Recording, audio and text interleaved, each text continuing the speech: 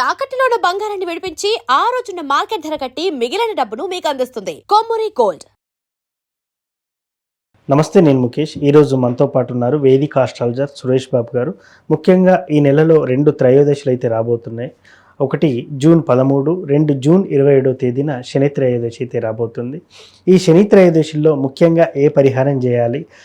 చాలామంది శని మమ్మల్ని ఇబ్బంది పెడుతున్నారు, శని బాధలతో మేము బాధపడుతున్నాం అనుకునేవారు ఎటువంటి పరిహారం చేస్తే దాని నుండి బయటపడతారనే అంశం గురించి మనతో పాటు తెలపడానికి సురేష్ బాబు గారు అయితే ఉన్నారు, వేదిక ఆస్ట్రాలజర్.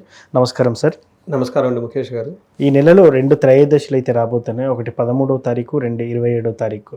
ముఖ్యంగా శని త్రయోదశి రోజున ఏ పరిహారం చేయాలి? ముఖ్యంగా శనిని ఎలా ఆరాధించాలంటారు? ఇది చాలా ముఖ్యమైన సంఘటన అండి. అంటే నేను లాస్ట్ ఇయర్ దాదాపు 5-6 మంత్స్ అసలు శని త్రయోదశే లేదు. ఓకే. ఆ హోల్ ఇయర్లో ఒక 4-5 నెలలు శని త్రయోదశే లేదు. నేను కొన్ని పరిహారాలు అవి పూజలు చేపిస్తున్నప్పుడు శని త్రయోదశి వచ్చినప్పుడు ఎక్కువగా శనికి సంబంధించిన తైలాభిషేకం చేసుకోవటం, శనికి పాశుపత అభిషేకం చేసుకోవటం, శనికి సంపూర్ణ శాంతి పూజలు ఎక్కువగా చేపిస్తూ ఉంటాను. ఎవరెవరికి చేపిస్తూ ఉంటాను? ఏలినాటి శని ఉన్న వాళ్ళకి, అర్ధాష్టమ శని ఉన్న వాళ్ళకి, అష్టమ శని ఉన్న రాశుల వాళ్ళకి ఎక్కువగా చేపిస్తూ ఉంటాను. ఆ టైంలో ఒక 5 మంత్స్ ఏమో అసలు శని త్రయోదశే లేదు. కానీ ఈసారి మీరు ఇందాక చెప్పిన విధంగా ఈ జూన్ మాసంలో 2 శని త్రయోదశులు వస్తున్నాయి.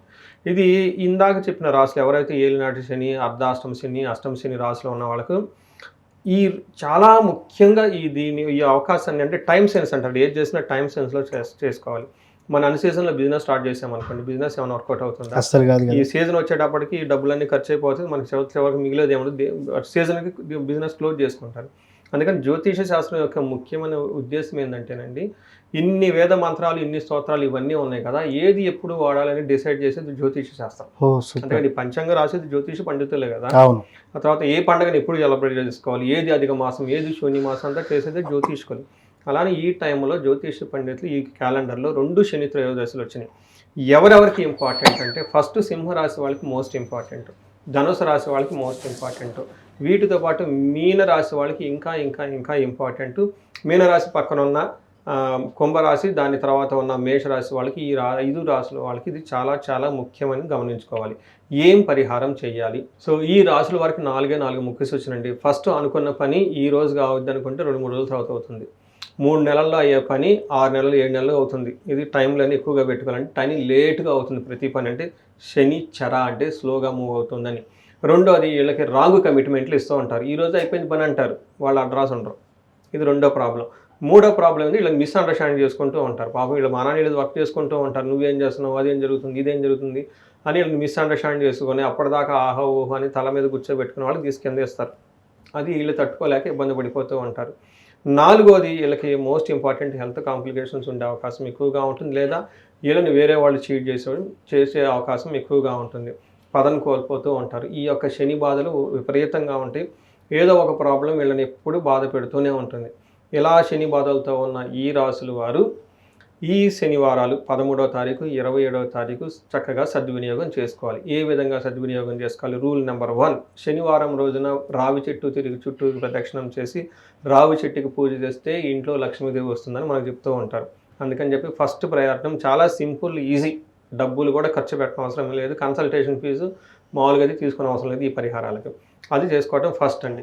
నెంబర్ 2, వీళ్ళకి శని గ్రహం, నవగ్రహాలు చుట్టూ శని గ్రహం ఉంటుందండి. అక్కడ ఓం శం శనిశ్చరాయ నమః అని ఈ మంత్రాన్ని జపిస్తూ ఉంటే ఎంత ఎక్కువ సార్లు 108 సార్లు, ఎన్నిసార్లు అయితే అన్నిసార్లు జపం చేస్తూ ఉంటే బాగుంటుంది. ఇంకొక బెస్ట్ అంటే సింపుల్ మోస్ట్ ఎఫెక్టివ్ పరిహారం, యూనివర్సల్గా అందరికీ తెలిసింది, నేను కూడా అది చేసుకుంటూ ఉంటాను ఎందుకంటే నాకు శని ప్రభావం ఉంటుంది కాబట్టి. వెరీ ఈజీగా సింపుల్ ఏంటంటే 100 ml నువ్వుల నూనె తీసుకోవటం, అది కూడా కోల్డ్ ప్రెస్ ఆయిల్ అయితే చాలా చాలా ఉపయోగం అండి. బయట దొరుకుతూ ఉంటుంది, గానుగుల దగ్గర కొట్టుకొని ఆ నువ్వుల నూనె ఒక 100 ml తీసుకోవటం, ఒక చిన్న బెల్లం ముక్క తీసుకోవటం. నువ్వులు వచ్చేటప్పుడు ఎక్కువగా ఇవ్వకూడదండి.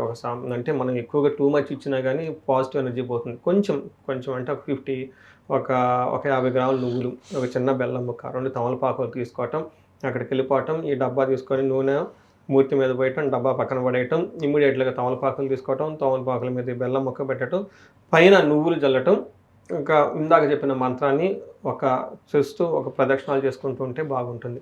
ఇంకా ఈ రోజున ఉదయము సాయంత్రము శని పిప్పలాద స్తోత్రం అని ఉంటుందండి. శని పిప్పలాద స్తోత్రం చదువుకుంటే చాలా బాగుంటుంది. వీలైతే హనుమాన్ చాలీసా, ఇవన్నీ అందరికీ తెలిసిందేనండి. బట్ చేయటం ఇంపార్టెంట్. అందరికీ తెలుస్తుంది, సోషల్ మీడియాలో చదువుకుంటారు, రీల్స్ అంతా వద్దన్నా వచ్చేస్తూ ఉంటాయి. But action, are you doing or not is the concern. ఇవి చేసుకుంటాం చాలా ముఖ్యం. ఇంకొకటి, ఫస్ట్ వచ్చే 13వ తారీఖున ఆ రోజు నాకు స్పెషల్ పూజలు నేను చాలామందికి చెప్తున్నాను. ఆల్రెడీ బుక్ అయిపోయింది. ఎన్ఆర్ఐలు వాళ్ళు వీళ్ళు శని ప్రభావంతో ఉన్నారు కదండి. బెస్ట్ ముహూర్తం ఆల్రెడీ పెట్టేస్తున్నాను నేను చాలామందికి. ఆ రోజున సర్వార్థ సిద్ధి యోగం ఉంది, అమృత సిద్ధి యోగం ఉంది. ఇది జ్యోతిష్ శాస్త్రం ప్రకారం చాలా ముఖ్యమైన సంఘటనలు. సర్వార్థ సిద్ధి, సర్వం అంటే ఆల్, ఓకే, సిద్ధి అంటే సక్సెస్. సర్వార్థ సిద్ధి యోగం, ఆ రోజు ఏ పని అనుకున్నా కానీ ఎలాంటి రిసోర్సెస్, ఎలాంటి సంపదలు మీకు కావాలన్నా సిద్ధిస్తాయి అని చెప్పేసి సర్వార్థ సిద్ధి యోగం అంటారు. అమృత సిద్ధి యోగం, ఆ మృతం అంటే ఆగిపోవటం, ఎప్పుడూ ఆగిపోకుండా కంటిన్యూస్గా ఏదైనా పని ఉండాలంటే అమృత సిద్ధి యోగంలో పనులు చేస్తారు. అలా సర్వార్థ సిద్ధి యోగం, అమృత సిద్ధి యోగం చాలా చాలా రేరుగా వస్తుంటాయండి. ఇన్ హోల్ ఇయర్లో నాకు తెలిసి ఒక 7-8 రోజుల కంటే ఎక్కువ ఉండవాలి. అంటే అలాంటి రోజు అంటే శని త్రయోదశి, సర్వార్థ సిద్ధి యోగం, అమృత సిద్ధి యోగం, ఇలా అన్నీ ఉన్నాయి, కలిసి ఉన్నాయి. కాబట్టి ప్రతి ఒక్కళ్ళు కామన్గా ఉదయాన్నే చక్కగా నిద్రలేచిన వెంటనే ఫ్రెష్ అయిపోయేసి ఏదైనా గుడికి వెళ్ళేసి, మిగతా రాసుల వాళ్ళు కూడాను ఇందాక మనం చెప్పుకుని శని వచ్చేసి ఒక సంకల్పం తీసుకొని స్టార్ట్ చేసేస్తే చక్కగా సిద్ధి వస్తుందని మనం చెప్పుకోవచ్చండి. Very very good and powerful day ఈ 2 రోజులు. ముఖ్యంగా 13th is very very important అండి.